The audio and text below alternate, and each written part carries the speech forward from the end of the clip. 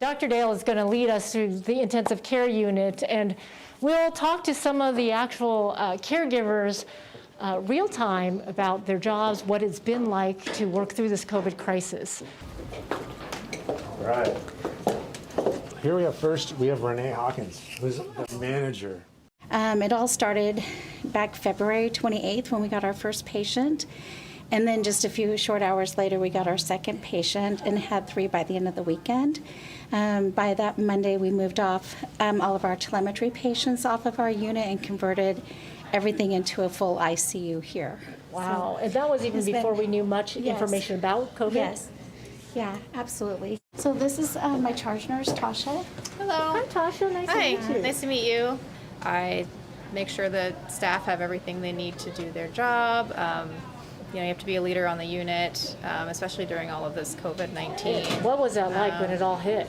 It was very scary. We were all very nervous about what we were going to, be dealing with, especially when we got our first patient, because no one really knew what was going on with this virus, how it was spreading, what it did to people. All of our rooms are now negative pressure in the ICU, which is very great for caregivers and patients. What does that mean? Well, that means that any aerosolized particles, any aerosolized virus will not escape into the hallways. It will be filtered out. It's a little loud. Yeah, a little loud in here. But this is a typical ICU patient room for when we have a COVID patient. So we're able to monitor them, all your typical ICU stuff.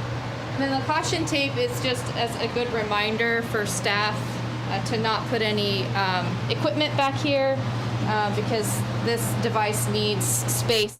Tasha, what do you think is like what's most different about taking care of a COVID patient versus a patient without COVID? Well, there's certainly a pause before you enter the room as far as you have to think about protecting yourself. So you have to put on all of your PPE before going into the room. And, you have to kind of remind everybody of that we can't just run into the room. We have to keep caregivers safe. But we were up to 5 times our normal ICU patient population here. So really relying on the whole entire team. Our intensivist, a huge part of our team, our respiratory therapist, can't do it without them. My name's LIPKE. I'm the ICU medical director at the Issaquah campus. What was your biggest concern through this COVID period? Well, the safety of the staff was a primary priority for us. So we spent a lot of time making sure that all the staff felt like making sure that they were all trained appropriately to take care of themselves. But Seattle's done a fabulous job in terms of social isolation and limiting the spread of disease. We were also concerned about just communicating among the region, so we started a text chain from this campus, but out to all the ICUs in the system, not just the Swedish campus, but also to Overlake and Evergreen and Virginia Mason, University of Washington, et cetera, so that we were all communicating in real time about what was happening in all the ICUs.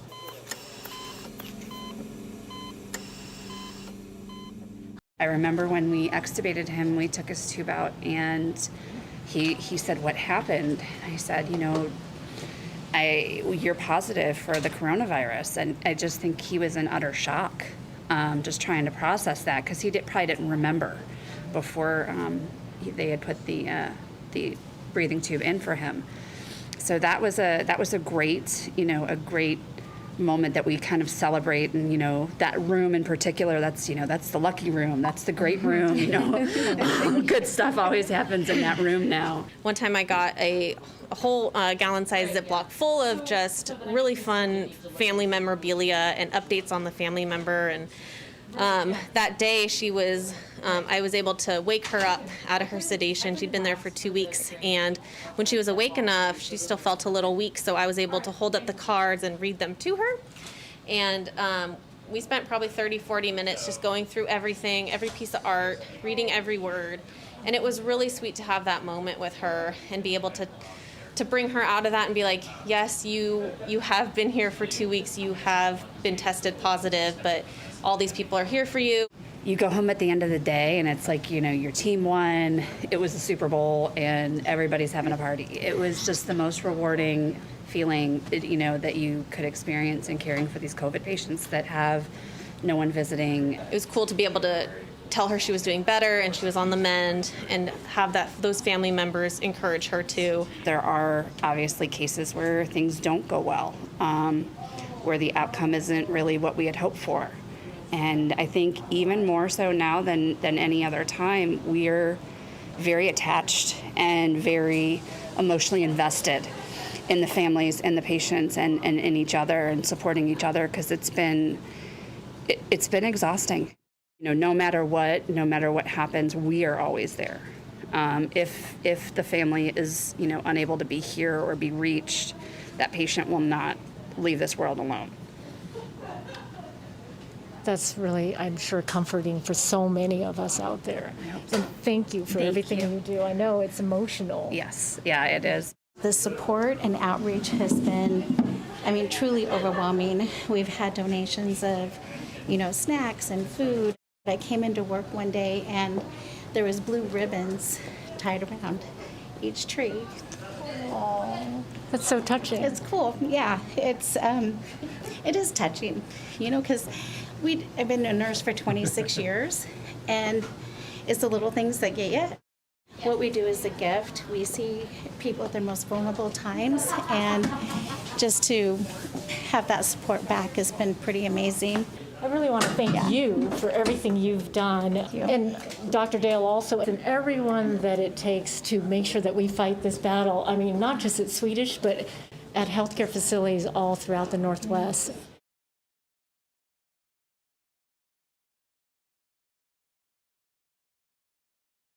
Watch CityStream Thursday nights at 7 on the Seattle channel, or get video on demand and podcasts anytime at seattlechannel.org.